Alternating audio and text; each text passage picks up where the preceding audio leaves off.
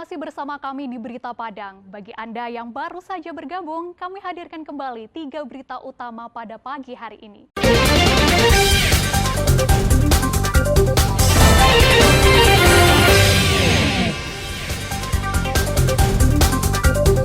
Baru pertama kali menjual sabu-sabu, seorang pemuda diringkus polisi.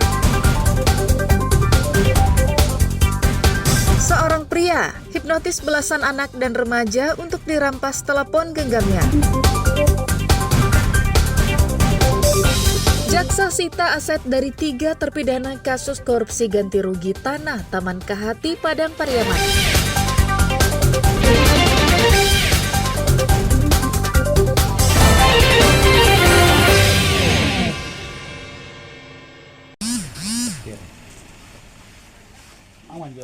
Sejumlah petugas kepolisian dari Satres Narkoba Padang meringkus Yogi Perdana, seorang pengedar sabu-sabu di daerah Nanggalo, Padang, pada Senin malam.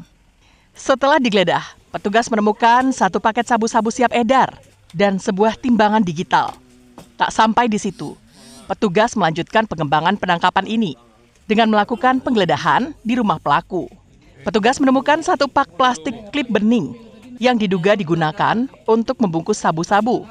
Selanjutnya, pelaku dan semua barang bukti dibawa petugas ke Mapolresta Padang guna proses hukum lebih lanjut. Pelaku ditangkap setelah polisi mendapatkan informasi dari masyarakat tentang peredaran narkotika di daerah itu. Berdasarkan pengakuannya, pelaku baru pertama kali mengedarkan sabu-sabu. Informasi yang didapat oleh tim Opsional Raja Wali, tim 1 di lapangan, bahwa ada transaksi narkoba. Setelah dilakukan penyelidikan, terduga pada saat itu langsung dilakukan penggerebekan. Diamankan 1 orang laki-laki dewasa dan dilakukan penggeledahan. Ada timbangan, ada beberapa plastik klip untuk pembungkus. Selanjutnya tersangka dan barang bukti kita boyong ke Mapolresta. Dari hasil interogasi ini tersangka belum pernah dihukum. Pelaku terancam dijerat dengan Undang-Undang Nomor 35 Tahun 2009 tentang narkotika dengan ancaman hukuman di atas 5 tahun penjara. Alfi melaporkan dari Padang.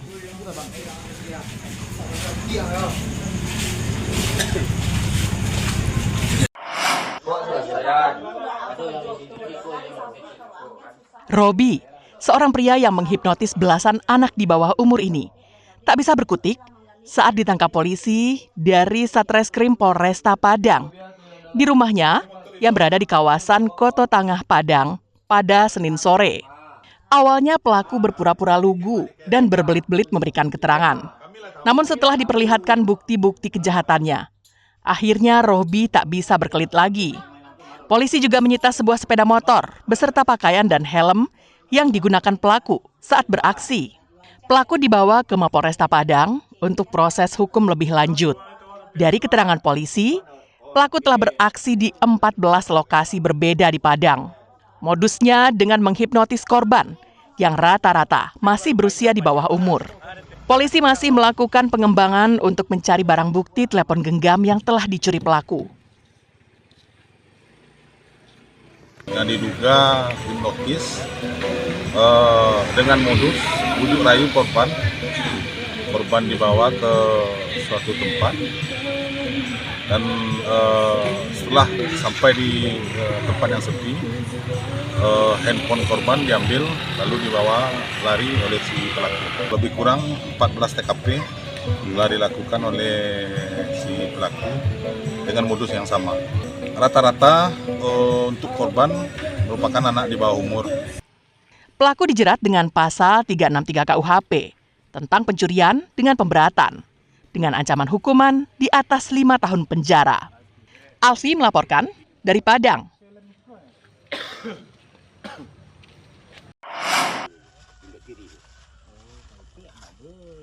Penyidik Kejaksaan Tinggi Sumatera Barat menyita 3 aset tidak bergerak dari 3 terpidana kasus korupsi pembayaran ganti rugi tanah Taman Kahati untuk proyek jalan tol Padang Sicincin pada Senin sore.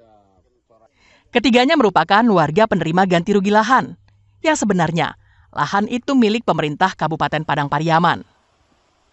Penyitaan yang dilakukan oleh penyidik sesuai dengan penetapan Pengadilan Tipikor Padang Aset yang disita berupa sebidang tanah seluas 300 meter persegi yang terletak di Nagari Kapalo Hilalang, Kecamatan 2x11 Kayu Tanam.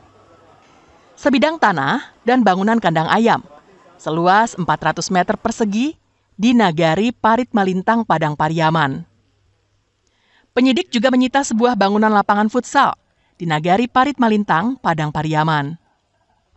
Kasih Penkum Kejati Sumbar, M. Rashid mengatakan, aset ini akan diperhitungkan sebagai pengembalian kerugian keuangan negara. Adapun barang yang tak bergerak yang disita adalah 1. Tanah seluas 300 meter persegi di Kayu Tanam disita dari tersangka inisial B. Kemudian bangunan lapangan futsal di Desa Parit Malintang, Kabupaten Padang Pariaman disita dari tersangka Z.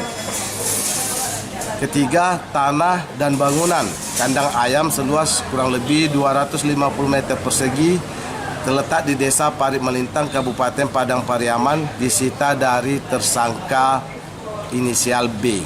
Kejati Sumbar juga mengungkapkan bahwa hasil audit Badan Pengawasan Keuangan dan Pembangunan menunjukkan adanya kerugian negara sebesar 27 miliar rupiah. Dalam kasus ini, para terpidana telah dijatuhi hukuman bervariasi oleh Mahkamah Agung pada tanggal 21 Desember tahun 2023 lalu. Robiham melaporkan dari Padang.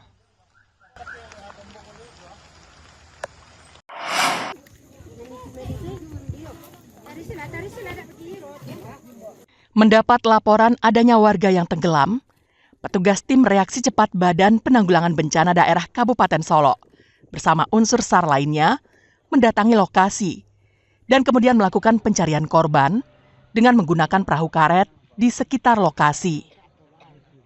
Raflis, pemuda yang berusia 22 tahun, warga asal Sungai Pagu, Senin sore ditemukan meninggal dunia di Danau di Atas, Kecamatan Danau Kembar. Korban ditemukan tenggelam tidak jauh dari lokasi yang diduga tempat ia menangkap ikan. Awalnya korban pergi memancing ikan di danau itu dengan menggunakan sebuah sampan. Namun karena cuaca yang cukup ekstrim, sampan yang digunakannya terbalik dan korban jatuh ke danau. Warga yang mengetahui peristiwa itu melaporkannya ke kantor Badan Penanggulangan Bencana Daerah Kabupaten Solo. Korban ditemukan 4 jam kemudian. Kita mendapatkan laporan dari Camat Lembah Gumenti sekitar jam 13 dan kami langsung mengirim tim TRC ke lokasi. Korban ditemukan tidak jauh dari lokasi kejadian, yaitu tepatnya di Batu Putih di Jorongsa, Nagari Alam Panjang, Kecamatan Danau Kembar, Kabupaten Solo. Setelah dilakukan pemeriksaan untuk memastikan korban sudah meninggal dunia di puskesmas setempat, jasad korban kemudian diserahkan kepada pihak keluarganya. Garnadi melaporkan dari Kabupaten Solo.